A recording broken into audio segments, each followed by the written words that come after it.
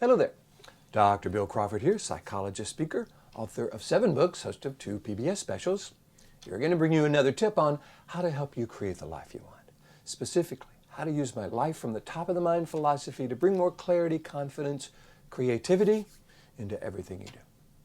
Today I want to look at our connections with others, how we can maximize those. Because I think we all want to be influential in other people's lives. We like to be seen as someone that people listen to and look to, and we like to be able to, be seen as knowledgeable.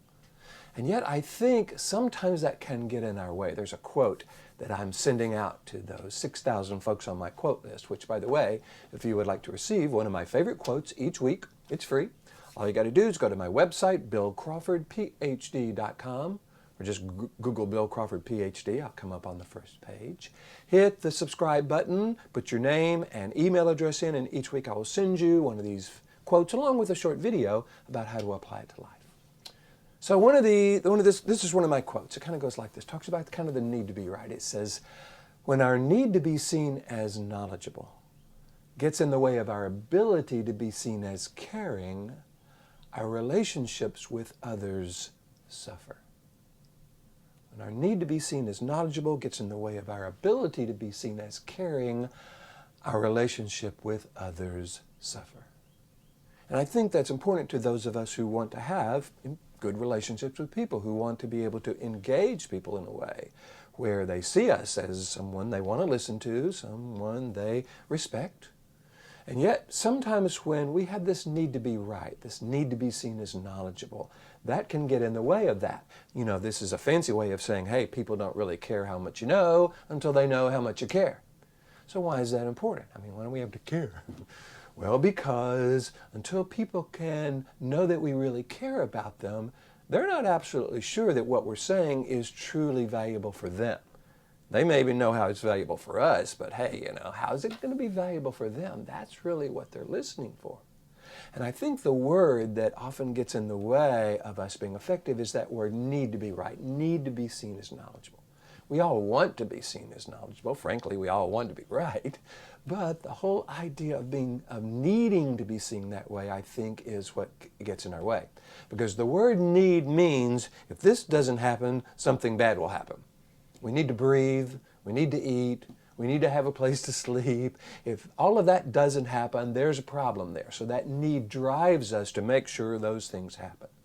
But when we need to be right, it's really driven often by a fear of being wrong or a fear of not being seen as knowledgeable. And if some of us believe that our only value, our only thing that we can have confidence in is our knowledge or the information we bring to a certain topic, if that's all we have and people don't see that as valuable, then we get really frightened that they don't see us as valuable. And then we start to wonder, are we just going to, die alone, become a bag lady, someone's going to steal our bag, they're going to die. So the whole idea of being seen as right or knowledgeable for some people is really, really, really important because it's driven by that need. What if we decide that we all want to be seen as knowledgeable and we want to be seen as caring? We want another person to listen to us and know that we care about them, that we know we have their best interest at heart as well as ours. If so, we might want to drop that need to be right or the need to be seen as knowledgeable, especially when we see it's getting in the way of them really connecting with us. When that happens, like when we say something and somebody goes, well, really? I don't know. Maybe we could take that as good information. Rather than doubling down and trying to convince them of the righteousness of our perspective, maybe we could go, oh, okay, well, what am I missing here? What's in the way here of you seeing this as valuable? Get curious about their resistance. Because what they might tell us is, well, it just seems like this. And we could go, oh, okay, well, that makes sense. Let me address that. The whole idea of being willing to listen, being curious about another person's perspective, and taking that as valuable versus something we have to argue against or something we have to convince others that we are right and they are wrong.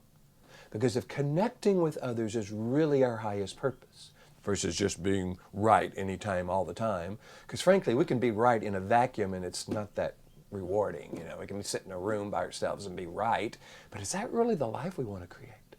Isn't most of what we do about connecting with others? And don't we want to maximize that connection? Which means if we see something getting in the way of that connection, maybe a need to be right, a need to be seen as knowledgeable, we want to make sure we address that in a more purposeful way, in a way we would recommend to someone we love. For those of you who follow my Life from the Top of the Mind philosophy, you know this need to be right, or really a fear of being wrong, or fear of not being seen as knowledgeable, comes from this lower 20% of the brain. That's the part of the brain that has us worried and concerned and frightened and anxious and depressed and annoyed and angry. And when we're in a situation where we need to be safe by being angry or frustrated, whatever, then that's terrific.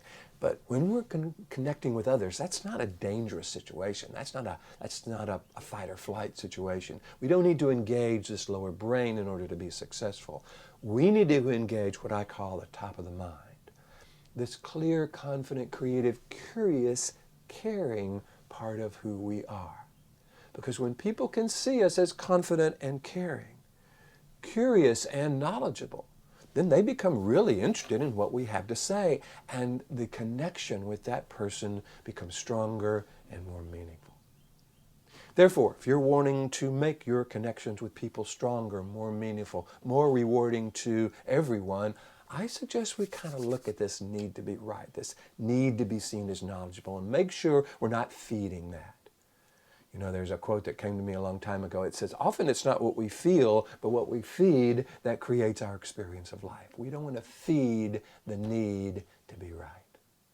Hope you're finding these videos valuable. I'm having a great time bringing them to you. If so, please hit the like button. You know how YouTube, Pinterest, Facebook, LinkedIn, love it when you like it. If you feel it's valuable to your friends, share it with them. If you're not subscribed to me on iTunes or YouTube, or you're not a friend of me on Facebook or connected with me on LinkedIn, feel free to do that. I post one of these each week to all the social media, and I'd love to have you as a part of that process. In the meantime, here's to you, bringing more clarity, confidence, creativity to everything you do, and I look forward to seeing you in the next video.